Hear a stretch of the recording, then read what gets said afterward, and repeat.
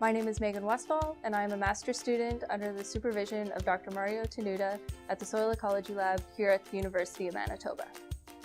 My research is looking at the amount of nitrous oxide, or N2O, emitted in organic cropping systems, and then comparing them to conventional ones, and more specifically, looking at the amount emitted after a late season alfalfa plowdown that provides nitrogen to the next crop, as well as looking at the impact of this alfalfa plowdown on the emissions during the spring thaw period. Reducing the amount of N2O from agricultural soils is important because in Canada, agricultural soils contribute approximately 70% of the amount of nitrous oxide emitted to the atmosphere. We know that when a synthetic fertilizer is applied to the soil, this produces a nitrous oxide emission episode. However, we don't know how much nitrous oxide is emitted after the incorporation of a forage legume or a green manure in organic systems. For my thesis, I examined the amount of N2O emitted after a September plowdown of alfalfa in organic systems. Emissions were monitored after plowdown until soil freeze-up, as well as during the spring thaw. Emissions were also monitored during the growing season of the next crop, which in this case was spring wheat.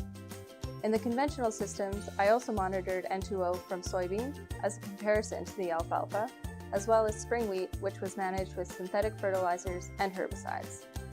The field research was done at the University of Manitoba's Glen Lee Long-Term Crop Rotation Study Site, headed by Dr. Martin Entz from the Department of Plant Science.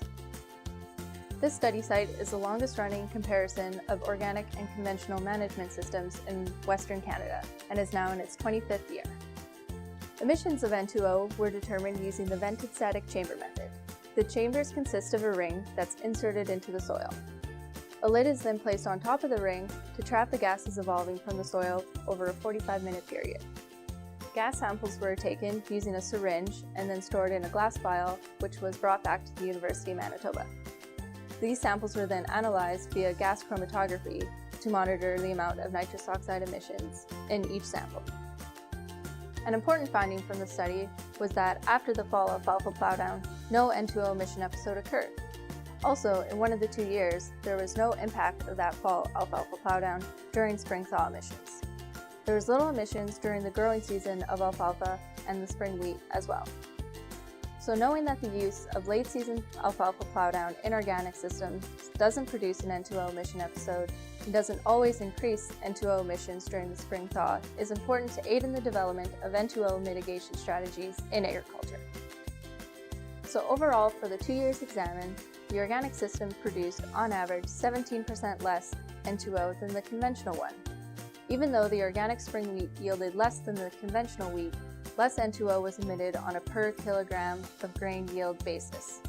As we strive to reduce greenhouse gas emissions from food production, organic practices seem to be a part of this strategy moving forward here in Manitoba.